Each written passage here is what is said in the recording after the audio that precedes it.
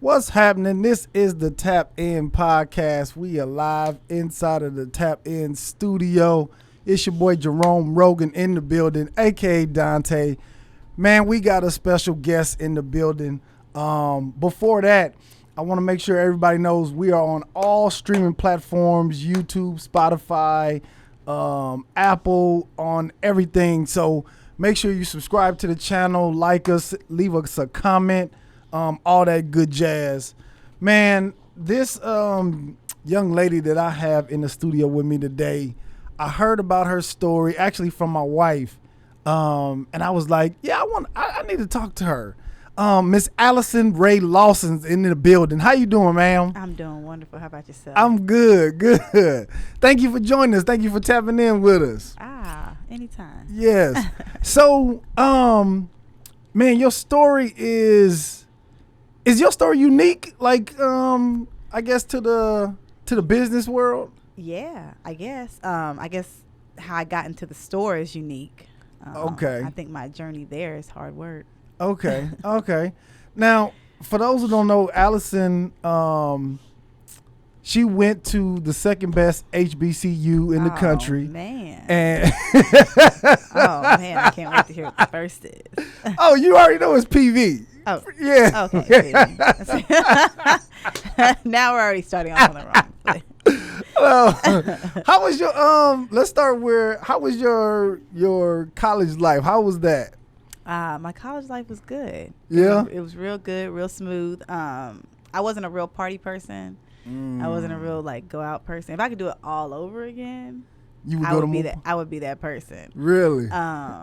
But I was the same person. Like, I didn't get to college and switch up. I was the same person that I walked in as and the same person that I walked out as, a homebody. So let me ask you the same question, because I'm from California. That explains a lot. And the one question that I always got is, how does somebody from California go to school in Texas? It's a thing. But what's crazy is at Hampton, there's a ton of people from California. But then you also have to realize that there's not a lot of HBCUs after you reach the Texas side. Right. So in order to go to an HBCU on the West Coast, you have to travel over here to the East Coast. You have to travel to Texas. You know what I mean? So yeah. That's how it happens. But I think it's better for HBCUs because we get to experience that. Right. I had never seen anybody go dumb before I went to college, and I was like, what is this? I had never experienced. I was like, what is this? But that's the beauty of HBCUs, is that it's a melting pot of black people. So you get to understand, there's not, and I think where you come from, you're very closed-minded, and people could say, oh, I'm well-traveled, and I was well-traveled. You know what I mean? But it never dawned on me that, there's so many other black folks outside of, just the Texas way of living. Mm-hmm. Now, Howard is in D.C.? I don't care where Howard is. But where's Hampton? Hampton, excuse me, the other HU. Excuse me. the real HU. Okay, Hampton is in what, Virginia? Hampton is in Virginia. Hampton, Virginia. Okay. On the water. Did you go? Did you look at any other HBCUs, or you just went straight to Hampton? I only looked at HBCUs. Okay. And so I played golf, and so I had the opportunity. My coach knew coaches at Prairie View, coaches at TSU, coaches at Grambling. But I think for me, I wanted to go outside of that spectrum of just Texas and close to it. Okay. I wanted to experience something completely new. Yeah, I think that's the same thing for me. I wanted to get out of that California living. I actually wanted to go to school at UNC. Mm-hmm. My grades wasn't up to par. That's how it normally works. So I went to the school that accepted me. That accepted you, and it was the best choice for you. Absolutely, yeah. They nurture you. Yes. So transition into, you won a 7-Eleven contest, and they gave you a store. Yeah. In a nutshell, right? They didn't give it to me. I earned the hell out of Okay. If you want to be honest. Yeah. So take us through, how did all this even come about? The contest is a backstory. You can't even enter the contest unless they would choose you to be a franchisee anyway. So it's just not one of those things where you just applied and it was a popularity contest. Like, no, like they scrutinize you like they do every other franchisee that comes that way. Because at the end of the day, you're going to have a store. So you need to be able to have and to maintain and to hold that store like every other franchisee. So money-wise, background-wise, just everything. Like, you have to have it. You know what I mean? So I went through the same process that every other, and I like to reiterate that because people feel like I was just given something, and that's not what that was. It was giving me an opportunity for something that a person of color and a young person of color and a young female person of color would not have necessarily been able to do financially. However, I earned my right to be there like everybody else. Okay. So did you go through the process first, or did you automatically apply for the competition? Nah, so I ended up my father, so backstory, my parents are entrepreneurs. Okay. My mother's a realtor. I saw her retire from the telephone system and, still have a daughter to raise. And so she became a realtor and built her own mini empire. And I just love seeing her thrive. And then my father franchised 3 McDonald's in the Oak Cliff area of Dallas. Okay. And so, like, I knew what franchising was through my dad. And I knew what entrepreneurship was. And so when I was just fed up with corporate America, I was like, well, let's see what's next. And let me look into franchising. So I sought out 7-Eleven to get a store to begin with, and was going to buy a store from 7-Eleven to begin with.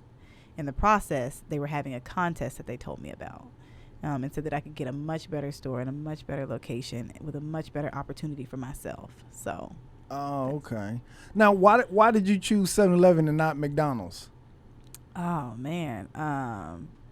Who's to say I didn't choose McDonald's? Oh, okay. Like, who's to say I didn't apply for Chick-fil-A? Okay. Who's to say I didn't apply for other things? Like, you just don't, you know what I mean? It's like colleges. You just don't apply to one. Like, you apply to a bunch of them and you see, like, what's the best offer? Like, what comes back with the best return? Who works with you the most? And it just so happened that, like, 7-Eleven was doing so. Okay. And had you ever ran a business before, or did you have any experience? Nah, but it's not that hard. No, I'm just kidding. Yeah, right. Yeah, all right. Nah, I had never ran anything before. I worked for the government for many years. I was a manager of budget and policy analysis. I stepped into the corporate world as a project manager for the automotive industry. And so I had the business acumen to be able to figure it out. But I think owning a business isn't just about, like, the experience in which you have. Like, you have to be street smart. Like, you know what I mean? Like, it's not just about, like, I have a master's in accounting, so it's not just a matter of, like, knowing the numbers or knowing how to run a business. It's like, you got to be street smart. Like, it's a hustle out there. So you have to be completely well-rounded in order to understand it. Yeah. Did, 'cause I know with even building a business, even starting a business, a lot of people, I feel like, is just more afraid of the unknown. Did you have any of that, or you just? Oh no, for sure. Which is why I never thought that entrepreneurship would ever be for me. I like 9 to 5. I like being able to go home and say, fuck it. I mean, screw it at the end. Like, I like to be like that person that can just go home and chill. I don't like my check dependent on, like, what's going on. I want a guaranteed something. I want guaranteed health care. And still to this day, I still firmly believe in it. But it was a leap of faith that I just thought that I would take because it was such a strong leap of faith. Now, if you would have asked me if I was starting my own gas station outside of 7-Eleven, would I have done it? Probably not. Okay. And here's something that I found out just doing research on you is this is your business. You Googled me? I did. I tell people try to be disrespectful at the store. I'm like, have you Googled me? I did.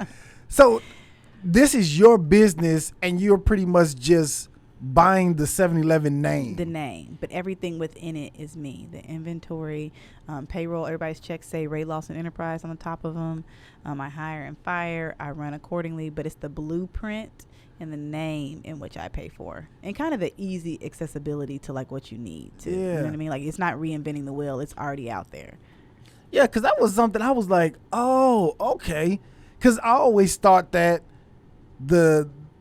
when you franchise or when you own the name, it's like, no, everything is coming through McDonald's or everything is coming through 7-Eleven. It can. Like, for sure. But that's what I'm saying. Like accounting. Oh, no. Okay. No. I think every franchise is different. And I don't want to get into the technicalities, but every franchise is different. It's just like who is more helpful than others. And I think that in the sense of it, like 7-Eleven does provide an accounting department for you. 7-Eleven does provide a payroll department for you. 7-Eleven does provide a merchandising department for you. It doesn't mean that they run your shit. It means that they are providing it for you as a convenience. So that way we can literally focus on running the business. So you don't have to go out and find, don't get me wrong, I do have an accountant for my personal side. You know what I mean? Like, I do have an accountant for my business taxes, but it's saving you to have to go out and find a good person to keep your books. It's saving you to keep having to go find this and having to go to find. It just makes it simpler. Oh, okay. They just give you access. They have everything staffed for you. Yeah. Oh, okay. Yeah. Yeah, because I always thought that, and I guess this is where my ignorance come in. That just the unknown. Yeah, and I just feel like oh, okay, these people just own these parts of 7-Eleven, and you have to pay. This is my idea, and I don't know if it's anybody else's, but this is what I thought. You pay 7-Eleven $50,000 to $100,000. They lend you the name, and once you pretty much paid that money back, then that's when you start making your profit. No. It's nothing like that. Nah. In a sense, but it's not like that at all. If you come in and you come in with a bang, you immediately start making money. It's not like, which is why I chose franchising, because franchising at the end of the day, like, you can come in and start making money because the name already speaks for itself. As opposed, if you have a mom and pop gas station across the street from a 7-Eleven, not on a freeway, people who are traveling 9 times out of 10 are going to choose a 7-Eleven. So you're automatically going to make money, as opposed to a mom and pop who get maybe some traffic, maybe some neighborhoods if they put themselves out there. But the good thing about a franchise is that a lot of times you can start making a profit immediately. It ain't a lot of money, but yeah. Okay. And no, I don't owe nobody no money. Oh. Okay. Now, you don't even have one 7-Eleven. You have 2 7-Elevens. Yeah. What, like, okay, so you won the first one. Uh-huh. And then how did you get the second one? I bought it. From the profits from the first one? I bought it. Okay. I don't understand the question. Who's to say I didn't have the funding from the beginning? But you know what I mean? Like, I took advantage of the opportunity that was there. Why buy something when they're giving it away for free? And again, it wasn't. People always say free. It wasn't free. You the earned building it. Costs were paid. Everything else within it, I had to pay for. Got you. And it took off a lot of burden, though. It did? It did. Okay. Now, not only do you have 2, they are right across the street from each other. They are. And you know what's so crazy? I think long time ago, how long have you had the store? October 2018 was my first store. December 2019 was my second. So within a year. Oh, okay. So I think it was probably around 2018. I was at one, I think I was the Exxon one. I was at that one. Mm-hmm. And something happened. I was like, fuck this store. I'm going across the street. I'm gonna patronize this one. We love it when people say that. Not knowing I was still giving to the same person. Well, now I'm offended. So why are you offended? Because you said I don't know what happened. I wish I could tell you what happened. Also, it could or could not have been mine at the time. So yeah. Just remember that too. It could or could not. But I mean, it happens all the time. People just get fed up with one and they want to show us and they want to go across the street. Yeah. It works for me. Yeah. Okay. And what made you, did I already ask you, what made you even decide to even buy that second one? Stupidity. I don't know. I guess I just needed the stress in my life. I don't know. I did it for the money. Okay. The more you get, the more money you make. And that was simple. I did it for the money. Got you. Okay. Now, I know on the outside, running a business looks exciting. Yeah, it that's looks, what everybody says. It looks great. Yeah. You your own boss. It looks amazing on Instagram. Yeah. Right? Yes. Can you talk to some of the things that you had to, or the day-to-day stuff that you got to go through on a daily basis? The day-to-day bullshit. Okay, so I mean, just customers in general is already, draining of itself. And I'm not saying all customers, 'cause I love my customers. That is literally why I wake up in the morning and come to work every single day. And I told my staff, even whenever I'm no longer, managing it on a day-to-day level, I'm still coming in every morning because I love my customers and they love seeing me. You know what I mean? Yeah. But just on a day-to-day basis, I always like to tell people that nothing is the same. Like, there's not one day where and people always ask that question, like, what's it like in the life? Like run me through a day. I'm like, I can't run you through a day because I'd have to run you through 1,200 days because nothing is ever the same. Like, there's always something wrong when you walk in that detours you from what you wanted to do whenever you were going to walk in. And so just know that it is just one stress pile on top of another stress pile on top of another stress pile. But at this point, I don't think I would trade that stress pile in for anything. So did you ever look back and regret, like, damn, why did I leave my 9 to 5? What's crazy is I did, and the crazy part is that, like, who's to say that I won't go back one day? Like, who's to say it? Would you want to go back? I don't know. The grass is always greener on the other side. And since I've been I to always both heard sides it wasn't of the grass, greener. Since I've been to both sides of the grass, I mean, think about it. Like, would I like to make sure that my check is guaranteed and have guaranteed health insurance and get peace of mind at the end of the night, or would I like to lose $8,000 in one day because somebody decided to run $8,000 worth of money orders and then bounce and leave my store empty? What stress would you like? I like the stress of going home at night. Yeah. Yeah. And chilling. Yeah. But everything has highs and lows, just like corporate America has highs and lows. But like I said, I've been on both sides of it, and I just remember having peace of mind at the end of the day. Yeah. So, do you guys have like marketing budgets? Like, cause I'm thinking about regular businesses or entrepreneurs marketing and getting but that's also why you buy into a franchise, because they have marketing budgets. What kind of marketing does 7-Eleven do? I've never seen that. And that's another thing. Does 7-Eleven really have to do any marketing? Nah. Sometimes they do. Like, sometimes you do see it. Like, if you're on social media, you'll see it a lot.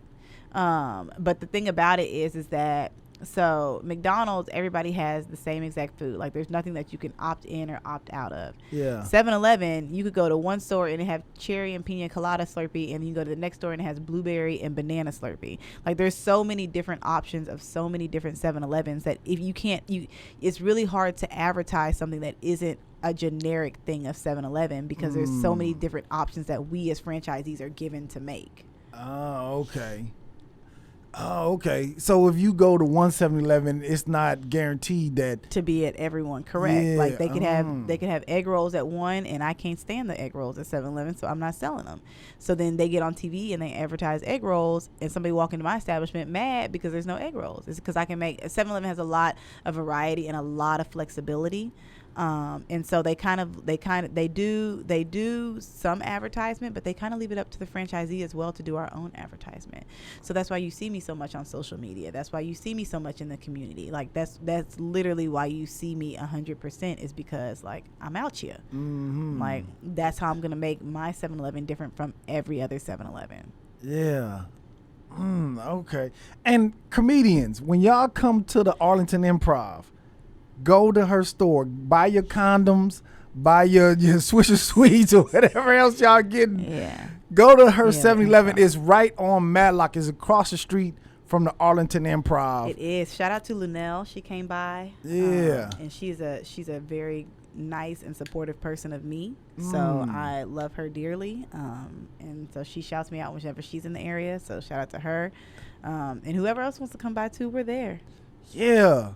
I'm gonna start because before this, I never knew there was a black woman running both those stores. And so now when my friends come in town, I'm gonna start making sure that they come and say what's up. Yeah, they need to. That's how we keep this thing going. Yeah. And I also found out while I was Googling you that you that you a motivational speaker as well. Yeah. How does see this is the prime example of black girl magic right here. How do you become an entrepreneur and a motivational speaker? You brand yourself. Like that's the whole thing though, is that like of course people love coming to 7-Eleven because it's 7-Eleven. They love coming to 7-Eleven because it's black owned, but like how else do you put yourself out there to make sure that like people know you and people know your name and what you're about? The motivational speaking, I just lucked up on that one day. How you luck up on motivational speaking? Because I have a good story. Like I have a great story to tell. Mm-hmm.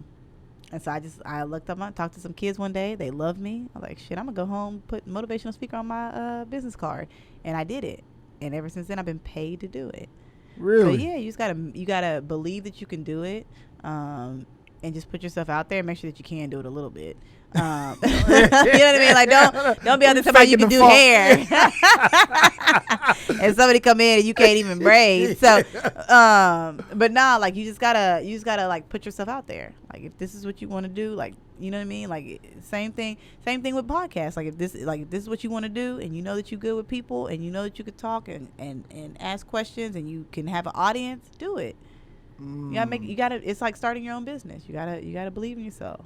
Yeah, and tell them, because I already know, but tell them who was, I think, like your first big client.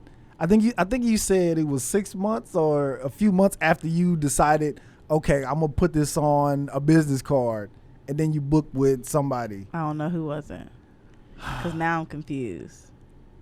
Okay, well maybe I did the City of DeSoto. They had they do this yearly female. It's an amazing program. That was my first big one. Yes, that's the one I'm talking about. And they were just like, hey, we really would like you. And I was like, okay. I said, all right, bet. Like, let me do some research. I said, who spoke the year before? And they were like, Kelly Rowland. I was like, oh. I was like, ooh, you sure you don't want to like work your way down? Like, there's Kelly Rowland, and there has to be like local somebody. There's a couple more steps, and there's me. You know what I mean? But you just have to have that confidence. So when they said it, I was like for sure, let's go. Yeah. Like, we'll see what happens. You know what I mean?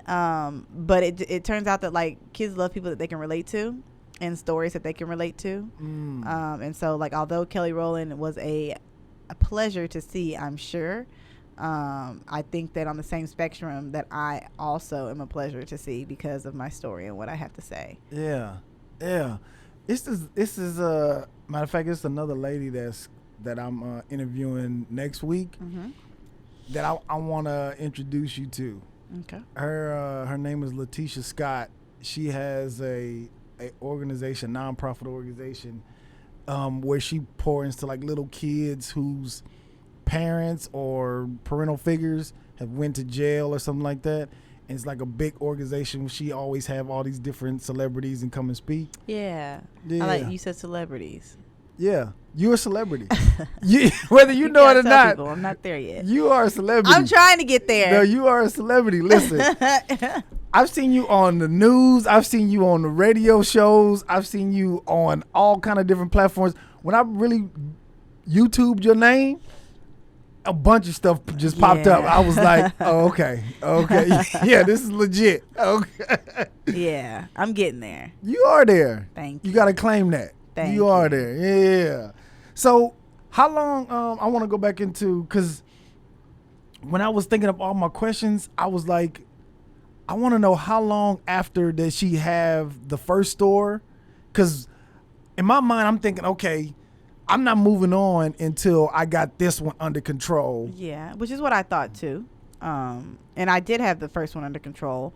I think, but I think that in this industry, nothing is ever under control. You just have to like ride the wave. So like, I think at the time in which I wanted the second one, I was riding the wave. You know what I mean? Like I had a really good summer. So let's get a store in the wintertime, you know?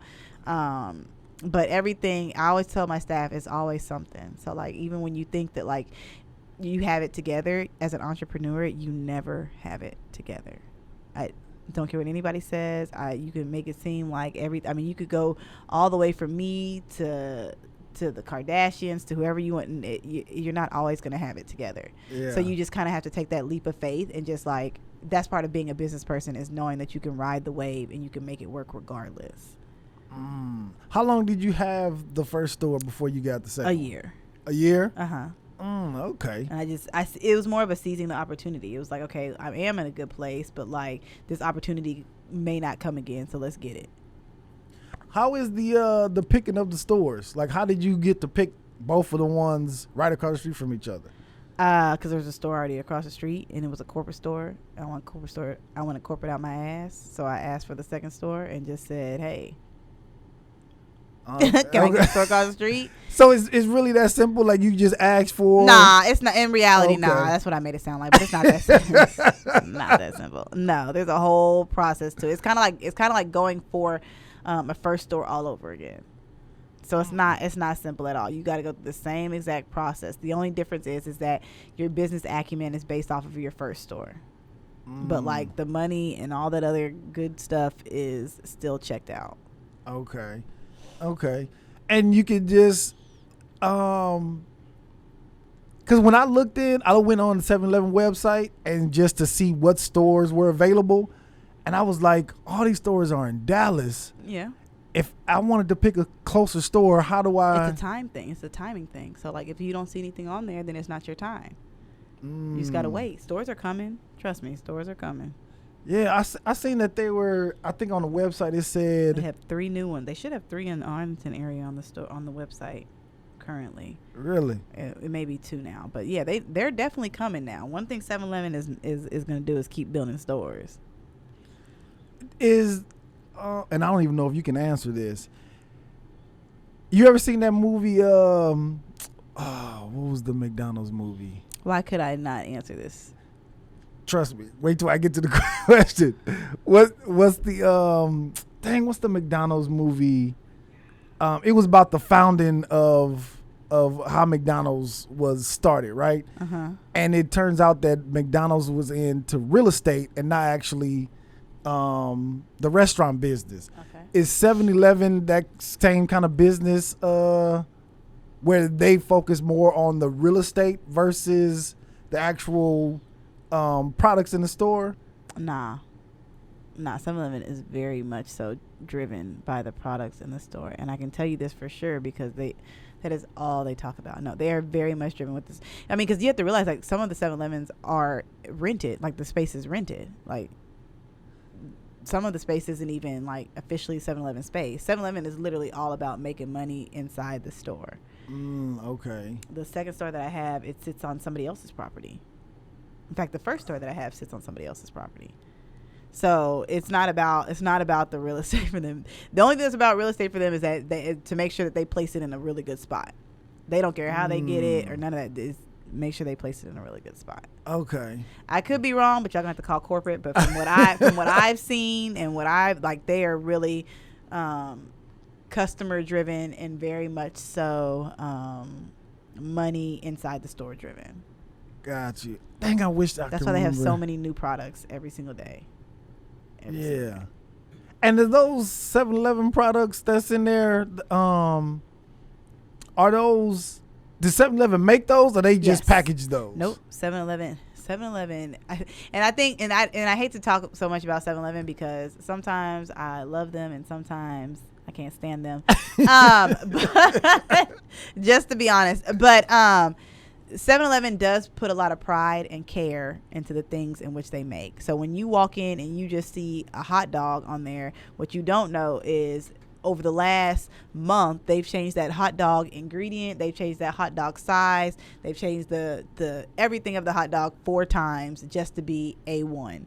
That salsa that's in the condiment bar, they literally have chefs that come in that make 4 different salsas, and they do a taste testing at corporate to see which one everybody likes the most, and that's the one they put in. They are very, very serious about their food, and so when people just say, it's just a 7-Eleven or it's just gas station food, it's not.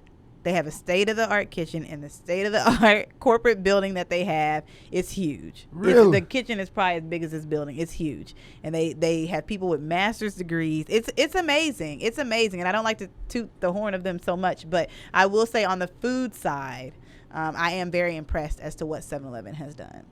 Really? Yes, and they are a stickler about their food. Because and so inside the store, and that's just to tell you inside the store that I don't do nothing but 7-Eleven products. Okay. Because I know some of them pizzas that be sitting out. That's on franchisees, but the pizza is actually ranked with Pizza Hut pizza and Domino's pizza, and so it's ranked very, very high. Have you ever had a fresh 7-Eleven pizza? That's the only pizza I ever eat. Ever. Go inside and tell them you want a whole 7-Eleven pizza for $7, and I promise you will never eat another pizza a day. Really? I promise you. I think the only thing, and they've changed that pizza 100 times over the year to make sure that it's fluffy enough, it's thick enough, it has enough cheese, it lasts long enough, it's hot enough. Everything is just down to a T. And so that's the one thing that I can stand by 7-Eleven and say is that like they really do care about the food within their store. Now that's on the franchisee if they want to leave the food in there for 2+ hours. Yeah. But at the end of the day, you're more than welcome to ask them to make you a fresh anything. Really? Yep. And are those personal ones? Or are you talking about like a big large pizza, $7? Yep. Really? Yeah. So I probably should start ordering pizzas from 7-Eleven. You then. should. Pizzas, wings. I don't say don't eat. I say try it all because a lot of thought and a lot of science is behind every little bit of it. And this is coming from somebody who does not like to toot the horn of 7-Eleven. So what I'm telling you is that like it really is of value. Okay. Now, what's going on with these gas prices, man? That's between the government.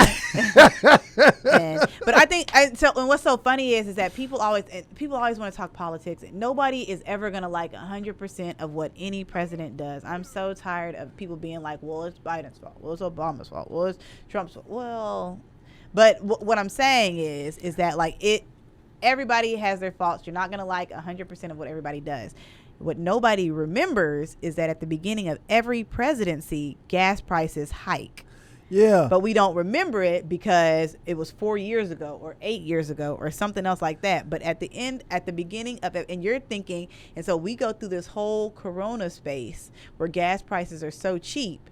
And then a new presidency comes, and so they hike like they're supposed to. And people are like, oh, man, it's Biden hiking up the gas. Biden not hiking up no gas. Like, that's what's supposed to happen at the beginning of a presidency. But because we're so used to corona prices of $1.50, we completely forget what's going on. See, and if you want the gas prices to go back down, then y'all need to start acting like corona is still around and stop flourishing like it's summertime. Yeah. But you can't have it the same. You can't have it all. You can't have corona prices and be out here frolicking like it doesn't exist. Let me tell you, I thought the gas station owners were the people who no we have no at 10:30 every single day they send a text message out. They say change your gas prices.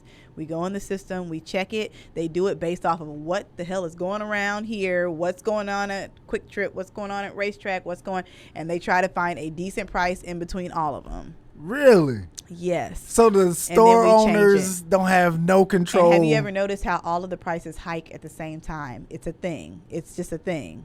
Everybody follows everybody else's, which is essentially following the gas company. So y'all need to call y'all's local gas providers, not gas stations, not 7-Elevens. They don't have nothing to do with that. I could have swore I thought that the people who run the store was controlling the prices. If I control the prices would be higher. $5 a gallon. I would make all of my coins. So no, you don't want us doing that. Okay. All right. Because I know I used to, in California, like around 1 o'clock in the morning, sometimes you will see somebody up there changing the price. Oh, you were old school? Were you in Compton? No. I'm going to change it. You don't know where it was digital? From LA. No, it wasn't digital. That's what I'm asking. Were you in Compton? Where were you? No, it was in LA, South Central. They would be on the floor. They had this little squeegee thing. I know exactly what you're talking about. We haven't used that since the 70s. That's why I'm asking you. Where were you? No, it sounds interesting. I was everything's digital. We could change it literally from the register. No. Really? Yeah. Okay. And y'all don't have no control of that. No. Good. Okay. It just comes in and we change it to what it's supposed to be changed. Okay. Okay. I can give you a heads up when it's changing, but I can't. You can't change. I can tell you to come pump gas within the next 10 minutes, but I can't do nothing else. Okay. Now I would assume that gas is the biggest. You have the biggest margin on gas at the store. No, I make pebbles off of gas. Gas is what brings the customers inside the store. My money is made on the inside. And my money is specifically made with Hot Foods and 7 Select products. Got you. So when I tell you the 7-Eleven food is good, it's because first and foremost it makes me more money, but second of all because I really do eat it. Okay. So when you go to her store, if you want to get some gas. Oh, by all means. I mean, I still make money. I'm never going to say don't buy gas, only buy inside, because I for sure make money, but it's pebbles. You know what I mean? Yeah. It's like a cent a gallon or something. So it's not like I'm out here just balling off of gas. And I appreciate everybody. So everybody who came through whenever they were trying to find black-owned businesses and you all were buying gas, that right there in itself was a blessing to me. So I'm never going to say like, y'all this is pebbles. Nah, but like I appreciate it. But also on the inside is where franchisees make their money. Okay. All right. And then this is my last insider question I'm going to ask. It's all good. Okay. I got answers. Okay. How does a gas station run out of gas? Gas stations don't run out of gas. The only time gas stations ever run out of gas is when there is a pandemic of some type going on. So when people be like, your gas pump's running slow, you must have run out of gas. The tank of a gas station is probably half the size of this building. And that's one tank. There's 2 tanks under every store. So there's no way on God's green earth that a store can technically run out of it unless there's something like a snowstorm and where everybody is rushing to go get gas. But remember, they only run out of gas because everybody is panicking. If people stop panicking and stop going to fill up grocery bags worth of gasoline and Tupperware worth of gasoline, there would be no shortage. But when people start, but it's also human nature. When people start to freak out, it's like with the toilet paper. I'm still mad at y'all about what y'all did with that toilet paper. But when people think that it's about to be a scarcity, everybody's trying to figure out how they're going to wipe their ass. It's a thing. Yeah. And so it's just human nature, but that is why things run out. But gas stations technically on a normal day will never run out of gas. It's not even they don't even let it go down to a specific point without coming to refill it. So gas tanks never go below a half without it being refilled. So there's no possible way unless there is some type of pandemic or something going on outside. Okay. All right. What would you say to a new entrepreneur is the most important thing to running a business? If you had to just pick one that you was like, make sure this is on point, what would be the one thing that you would say? Your permits and your money. Like, that's one of the things that I'm always like, Alyson, you got to do better. But like any permit that you need, because they could literally, TABC can come in at any time and mess with you just because they can. You know what I mean? Like I have to have a permit for carrying fresh flowers. Like I have to have a permit. Like there's a permit for everything. And so you just need to make sure that all your ducks are in a row. So that way it's like being stopped by the police. Like if all that's not like being stopped by the police. Never mind. I take that back. Your ducks could all be in a row and still get shot. So, it's like, you know what I mean? It literally, like you just have to have everything in a row. Like you can't not, wise. everything. Cause anybody that controls the government or anything like that can come in at any time and ask you questions and swoop in. And so just make sure that your stuff is in order. You know what I mean? Like make sure you do all of your research to make sure that you have all of your permits and you're covering all of your bases. Got you. Okay. All right. Are you hiring at the stores? Gas stations are always hiring. Okay. But I don't hire people that follow me on social media. Okay. That never works out. Why? because they see this fun place on social media and they think like, oh, it's about to be a blast. Like, no, like we scrub floors, we scrub toilets. Like it's a lot more work. Like I commend my employees every single day for one, putting up with me, but also two, for like doing the work that needs to be done. How do you know if they following you on social media? Normally they ask through social media. Oh, okay. All right. Yeah. Any high schoolers? And people love to say it too. Like, oh, I follow you on social media. Yeah, people love to say it. I'm like, ooh.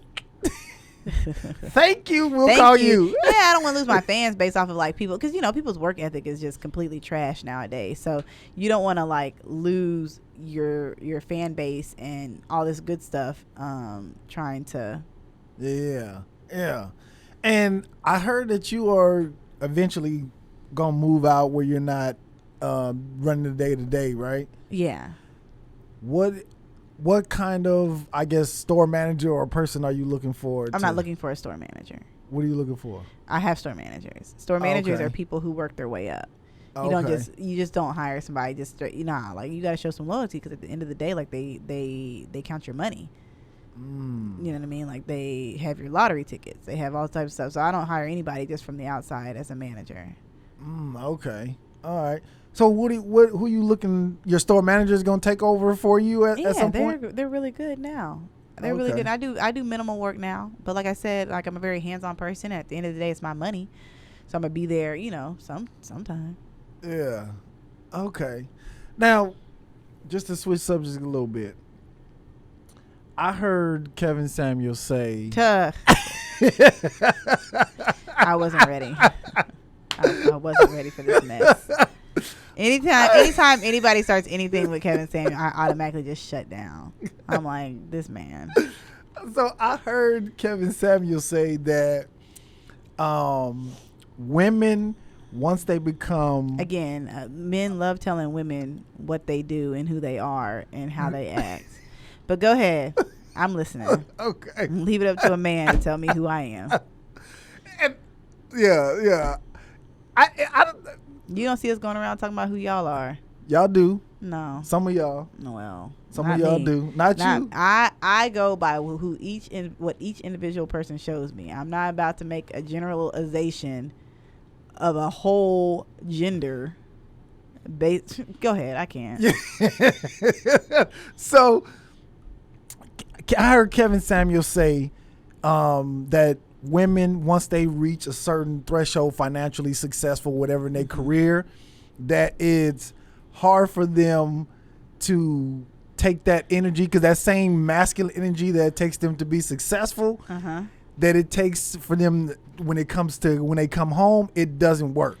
I remember saying this a little while ago, and I thought to myself, I don't listen to nothing Kevin says, and Kevin could be right, he could be wrong. Do I think he's wrong? Maybe, but a part of me is he right? Maybe. But again, none your business. But second of all, I think that there is somebody out there for everybody, and I think that if you are a boss chick in the workplace, I think there is room for softening up for sure. However, you can't tell a boss not to be a boss. So if you can't handle a boss, then that's on you. And that therefore that means that there's somebody out there that can handle it. But sometimes do people have to learn to turn it on and off a little bit? Yeah, but like at the end of the day, like if you're a boss, you're a boss. Like if you're a strong-willed person, you're a strong-willed person, and you need to find another strong-willed person who can handle it. That just means that Kevin Samuels ain't for you. Right. I think Kevin Samuels like guys. Yeah. Well, I was going to ask if he was even married. No. Well, then in that case, divorced. Well, right. So I'm over him. I'm like, you can't. What? You finna tell me what somebody who's? It's like me listening to Steve Harvey right now. I'm not gonna do it. I'm just not gonna do it. Steve is giving women the worst advice. That's what I'm saying. I'm not gonna do it. Yeah. Divorced 3 times. I'm not gonna do it. I'm not listening. I'm sorry. Yeah. I'm sorry. And their credibility to me is shot. Yeah. I don't even know. See, my thing is to the women who even listening to it. Like, why would you take advice, or why would you even call into a show with somebody who don't know you? I think for Kevin Samuels, because I know where you're going, I think with Kevin Samuels, I think that every woman wants to argue because we love to argue. So I think every woman wants to argue their point and tell him that he's wrong. But at the end of the day, when you have a stubborn mule, he's not going to not become a stubborn mule even if you make a good point. He's still going to be the same ass he was whenever you called. So women are doing it to themselves because they I'm not gonna say that. I'm paraphrasing. I'm paraphrasing. You need to use better words. Don't paraphrase and say women are doing it to themselves, because I'm not agreeing with that either. It's gonna be a no for me. Okay. So are you looking into investing in any other spaces? I'm looking into chilling. Just chilling? That's what I'm looking into. I'm looking into chilling. I don't look. Investing, fine. Working, no. No. Are you invested in like crypto and all that? No. No. Do I do like trading and stocks? I do. And I'm not going to get into it because I don't need y'all going to the same thing I'm going into. But that's how you build it, though. Ain't that how you make your money? It is, but I'm out here trying to share it with everybody, okay? I like you build the stock up. It is to an extent. But I do other things with my money. But do I plan on working again? Probably not. Okay. Were you an athlete? Did you play any sports? I did. What did you play? I played basketball and golf in high school. That's right, you did. And then in college, I went to college on a golf scholarship, so I played golf in college. Okay, you pretty nice on the what is it, golf course? I was decent. Decent back then. How long since you played? I play a couple times a year in a 4-man scramble. If you haven't one, invite me out. I love it. Drink beers, talk shit. It's fun. Okay. Having to get up. Somebody tell you when you have to get up and practice and work out and all, that's not fun. So I think that I didn't realize that golf could be fun until after I graduated from college. And I started playing in these 4-man scramble tournaments. Is golf a sport? Excuse me? I'm just is it like a sport, or is it more like a hobby type thing? It's a hobby if you're trash. It's a sport if you're good. It's definitely a sport. And just like I tell people, and people always used to say, like, there's no way on God's green earth a football player can walk with a 20 plus pound bag on his back for 18 holes up and down hills, and there's no way on God's green earth I'm gonna run a 50 in 5. It's just not gonna happen. Like, it's just people. It's a sport, but like it's not one of those sports where like anybody can do it. Just like I'm not gonna say I can play football because I'm a natural born athlete. So there's no way that any football player should be saying I'm gonna play golf because I'm a natural born athlete. Like, nah, it's a different skill level. It's definitely a sport. You're not gonna get me on that not a sport thing. It's definitely a sport. No, I'm just asking because I've seen it's a hobby when you get into your old age and you just want to play for like fun and like kicks and giggles. That's when it's a hobby. It's an expensive hobby. It is an expensive hobby. Just like you can run track, which is a sport, but when you get older, you no longer running track. You just running as a hobby. Yeah. Yeah. You need to get you a golf cart. No, I did. Well, that's the thing is now I can have golf carts, so now it's a little bit more fun. Oh, so when you were actually competing in college, they didn't have golf cart for y'all? No, we had to carry those bags on our back up and down hills for 5+ miles around a golf course chasing a ball. Yes, it's a thing. What? Yes. That's crazy. I thought. Yeah, and then you're going to question me on if it's a sport. Yeah, it's a sport. I thought. Yeah, I thought when you buy the clubs, it comes with a golf cart.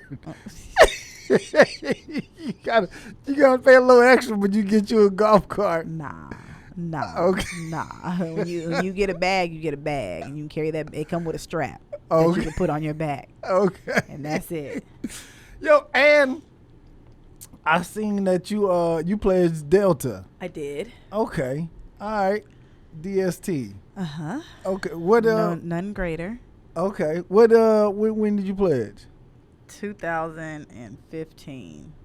What? I did grad chapter. How? Never mind. You're not supposed to ask that. You can ask anything. How old are you? I'm not talking. Yeah, you're not supposed to ask that. Golly. I don't know why I thought you was, because I pledged Kappa, but I pledged 2000. Uh-huh. And I don't know, for some reason I thought we was around about the same age. But there's no way. No.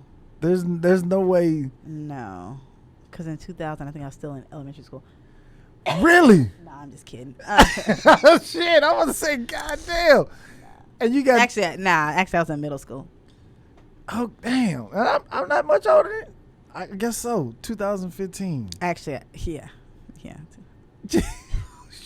Okay. I'm trying to remember. I think it was 2015. Look, everything's a blur in that time period of my life. Okay. No, I'm just kidding. Okay. Yo, Alyson, thank you for tapping in with us, man. I appreciate this, man. Yeah, for sure. Yeah. Leave all your social media stuff for everybody in case they want to follow you. Look at your TikToks. Look at your...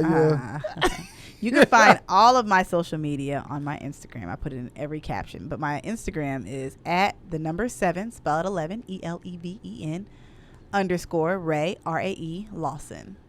It'll pop up if you just do 711 _. Okay. All right. Yeah.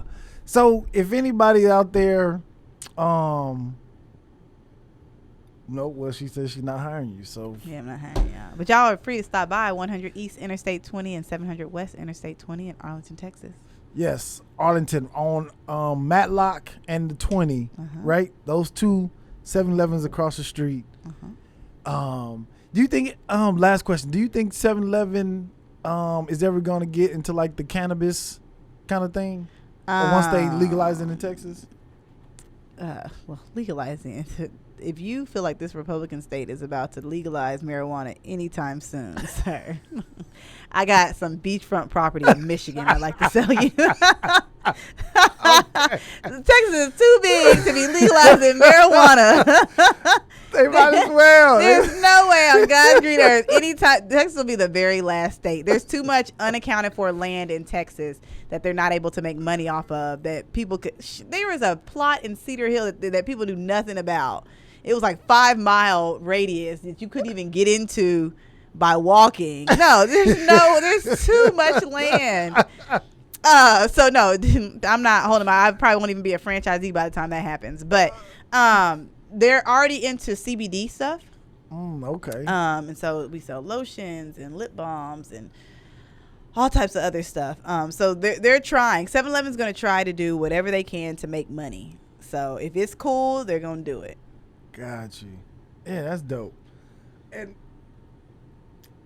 I know you said, I said last question, but. It's all good. Okay. Now, if people have products, how can they contact you, or they need to contact 7-Eleven? Can't stand this question. If people have products, 9 times out of 10, it does start off at the franchisee level. Okay. It's like whenever I was selling Black Girl Magic wine and they couldn't get it on the corporate level, but they found one franchisee who wanted it, and now all of a sudden they want it on the corporate level. You know what I mean? It's the same thing with Red Bull. 7-Eleven would not get Red Bull. Really? But one franchisee said they would take Red Bull, and then all of a sudden now look how much is taken off. So it starts on a franchisee level, and if it's something that's really selling and really growing, like Mindy Lou Pies in Arlington, a couple of franchisees decided to do it. They're selling like wildfire, and so more and more franchisees are getting into it, and eventually corporate will get into it. So it's just a matter of starting off as a franchise now. But what I do tell people is that I do not do food, and I do not do anything without a barcode. So if you bring it to me, I have a very select number of things in which I bring into the store, especially if I think that I can make, a 35% or more profit off of it, then we can talk about it. If I don't see that happening, then 9 times I'm a businesswoman first. I love my community. I love my Black community. I love helping others. I love the kids. But I'm a businesswoman first. You know what I mean? So like if it don't make money, it don't make sense to me. So Shout out to DJ Quick. Yeah. But I don't bring in a lot of food because I know that I make a higher profit off of 7-Eleven food. So I'm not about to bring in cookies when I know that the cookies that I sell in the front are about to make me a 45% GP. Yeah. I'm not finna bring in your cookies and make 12%. That brings down my GP in the store. Got you. So, and I also try not to do food because we're not trying to kill nobody around here. So I try not to do food. So if you got any products, is there a website that they need to hit you or just hit you on your social media? Just hit me on my social media. I'm always working on a website in the background, always. But right now you just hit me on social media. Okay. Cool beans. Hopefully I got all the questions out there for y'all. Get your business stuff together. I want to see more black 7-Eleven owners. Me too. Yeah. Me too. But the way it's ran, we'll see. Yeah. But I just want to see more black owners in general. So yes, I'll pray for that. Yes. So thank you, Alyson, again for tapping in with us. We appreciate it. Of course. I had fun. Yeah. Thank you. Thank you. Yo, man, this has been the Tap In Podcast. Yo, don't forget the getting is in the giving. Okay. Make sure you follow us on all the social media platforms. This has been the Tap In Podcast. Holla.